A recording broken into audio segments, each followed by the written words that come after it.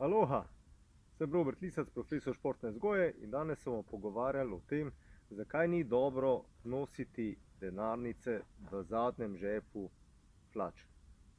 Pred 7 ali 8 leti sem imel blazne težave z hrbtenico in začel k kiropraktiku. In prva stvar, ki jo seveda opazil na meni, poleg tega, da imam težave z hrbtenico, je ta, da sem nosil denarnico v zadnjem žepu hlač. In takoj me opozoril na to, naj neham s tem početjem. Razložil mi je, da je to približno isto, kot da si bi dal za cel dan en cigel podrit, Problem pa je, ker je ta cigel oziroma ta opeka potem samo na eni strani riti in ti potem statiko hrbtenice čisto zruši. Evo, kot vidite, imam zdaj tukaj denarnico v žepu, v zadnjem žepu, in če imam tukaj, mi dvigne rit na tej strani kar za nekaj centimetrov. In kaj se zgodi, ko sedimo na takšni debeli denarnici? In sicer to.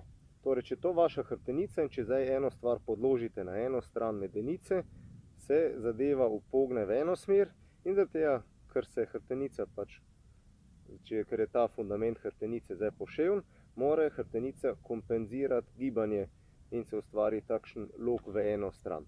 Pa ne samo to, v bistvu ne samo, da se ukrivi, tudi zvije se zaradi tega, ker če sedimo recimo v sedežu za avto, pomakne še hrbtenico oziroma medenico malce naprej. Potem jo še zvije.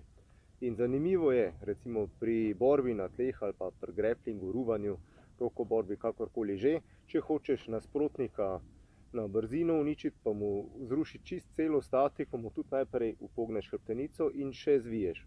Idealna kombinacija. In mi si to delamo vsak dan prostovoljno, ko imamo denarnico zadaj v žepu. In kakšna je rešitev? V bistvu čisto enostavno. Denarnico date v žep spredaj.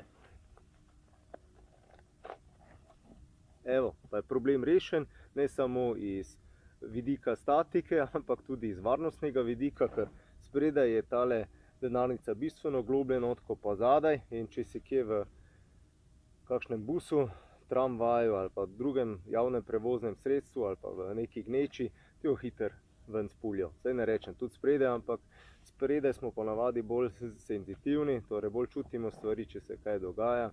Tako da iz vseh vidikov je vsaj spredaj tale zadeva dosti boljša, kot pa če je nameščena zadaj. Sem Robert Lisac, profesor športne vzgoje, in če so vam takšne zadeve všeč, se lahko pridružite naši Facebook skupini O telesu ali pa greste malce pobrskati na mojo spletno stran www.otelesu.com.